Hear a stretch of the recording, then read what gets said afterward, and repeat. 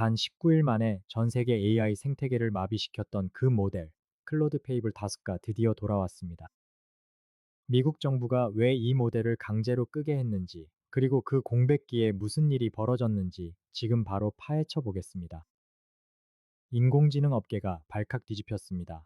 엔스로픽이 드디어 클로드 페이블 5의 전 세계 서비스를 재개한다고 공식 발표한 건데요. 지난 7월 1일부터 클로디 A 웹사이트는 물론이고 개발자들을 위한 API까지 전부 다시 열렸습니다. 이번에 돌아온 페이블 5는 기존의 오퍼스 모델을 훨씬 뛰어넘는 이른바 미토스급 성능을 자랑하는데요. 사실상 현존하는 가장 강력한 AI 모델 중 하나라고 보시면 됩니다. 다만 형제 모델인 미토스 5의 경우에는 여전히 미국 내에서 승인된 특정 조직들만 사용할 수 있도록 제한이 걸려 있는 상태입니다. 엔스로픽 입장에서는 이번 재출시가 단순히 서비스를 다시 시작하는 것 이상의 의미가 있을 겁니다. 전 세계 기업들이 이 모델을 기다리느라 목이 빠질 지경이었거든요. 이제 누구나 페이블 5의 강력한 성능을 직접 경험해 볼 수 있게 된 셈입니다. 특히 이번 재출시 과정에서 엔스로픽은 보안과 성능 사이의 균형을 맞추는데 엄청난 공을 들였다고 하는데요. 사용자들은 이제 더 빠르고 정확한 응답을 기대할 수 있게 되었습니다. 앞으로 이 모델이 시장의 판도를 어떻게 바꿀지 정말 기대가 됩니다. 이번 재출시가 가능했던 결정적인 이유는 바로 미국 정부의 규제 해제 때문입니다. 지난 6월 30일 미국 상무부가 페이블 5와 미토스 5에 걸려 있던 수출 통제 명령을 전격적으로 풀었습니다. 이게 풀리자마자 7월 1일부터 전 세계적인 롤아웃이 시작된 거죠. 단순히 엔스로픽 홈페이지에서만 쓸 수 있는 게 아닙니다. 기업용 서비스의 핵심인 AWS, 구글 클라우드, 그리고 마이크로소프트의 파운드리 서비스에서도 이 모델들을 다시 사용할 수 있도록 복구 작업이 진행 중입니다. 사실상 클라우드 거물들이 일제히 다시 움직이기 시작한 건데요.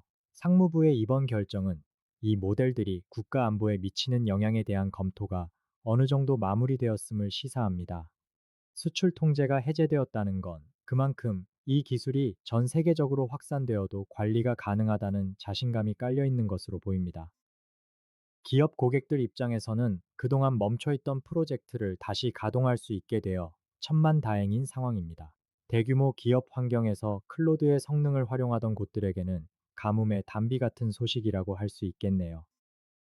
이번 사태를 돌이켜보면 정말 드라마틱합니다. 페이블 다스가 처음 출시되고 딱 3일 뒤인 6월 12일이었죠. 국가안보당국이 갑자기 이 모델의 전 세계 가동을 중단하라는 명령을 내렸습니다. 그렇게 19일 동안 전 세계의 페이블 닷가 암흑 상태에 빠졌는데요. 이건 기업용 AI 역사상 유례를 찾기 힘든 대사건이었습니다. 잘 쓰던 인공지능이 국가명령 한 번에 뚝 끊겨버린 거니까요. 이 19일간의 공백기는 우리에게 아주 중요한 교훈을 남겼습니다. 이제 AI는 단순히 있으면 좋은 도구가 아니라 전기나 수도 같은 필수 인프라가 되었다는 사실입니다. 많은 기업들이 이 모델의 업무 프로세스를 의존하고 있었는데 갑자기 서비스가 중단되니 업무 자체가 마비되는 상황이 벌어진 거죠. 전문가들은 이번 사건을 통해 기업들이 AI 공급망의 리스크를 어떻게 관리해야 할지 진지하게 고민하기 시작했다고 분석합니다. 국가 안보라는 명분 아래 언제든 기술이 통제될 수 있다는 리스크를 전 세계가 생생하게 목격한 셈입니다. AI 인프라의 취약성과 중요성을 동시에 보여준 아주 상징적인 사건이었습니다. 타임라인을 한번 자세히 짚어볼까요? 시작은 6월 9일이었습니다. 엔스로픽이 야심차게 모델을 내놨죠. 그런데 불과 사흘 뒤인 12일에 셧다운 지시가 떨어졌습니다. 그리고 보름 넘게 침묵이 이어지다가 6월 30일에야 수출 통제가 풀렸고 바로 다음 날인 7월 1일에 모든 서비스가 정상화된 겁니다. 정말 롤러코스터 같은 한 달이었죠. 엔스로픽 입장에서는 이 짧은 기간 동안 천국과 지옥을 오갔을 겁니다. 개발자들 사이에서도 이 일정이 초미의 관심사였습니다. 도대체 페이블 5 언제 돌아오냐는 질문이 커뮤니티를 도배할 정도였으니까요. 엔스로픽은 이번 사태를 겪으면서 정부 규제를 준수하는 방식과 개발자들에게 공지하는 프로세스를 대대적으로 정비했다고 합니다. 사실 기술적인 문제보다 정치적, 법적 문제가 기술 발전을 가로막을 수 있다는 걸 보여준 사례이기도 하죠. 앞으로 비슷한 수준의 초거대 AI 모델이 나올 때마다 이런 식의 진통이 반복될 가능성이 큽니다. 이번 일정이 일종의 선례가 된 셈인데, 앞으로 다른 AI 기업들이 정부와 어떻게 조율해 나갈지 지켜보는 것도 흥미로운 관전 포인트가 될 것 같습니다. 그렇다면 페이블 5와 미토스 5는 도대체 뭐가 다른 걸까요? 사실 이 둘은 뿌리가 같은 쌍둥이 모델입니다. 밑바닥에 깔린 알고리즘과 데이터는 동일하다는 뜻이죠. 다만 결정적인 차이는 바로 안전장치에 있습니다. 페이블 5는 일반 대중과 기업들이 안전하게 쓸 수 있도록 이른바 이중 용도 가능성에 대한 강력한 보안 필터가 적용되어 있습니다. 예를 들어 해킹이나 무기 제조 같은 위험한 용도로 쓰이지 못하게 막아둔 거죠. 반면에 미토스 5는 그런 제한이 거의 없는 날 것 그대로의 성능을 보여줍니다. 그래서 이건 아무나 못 씁니다.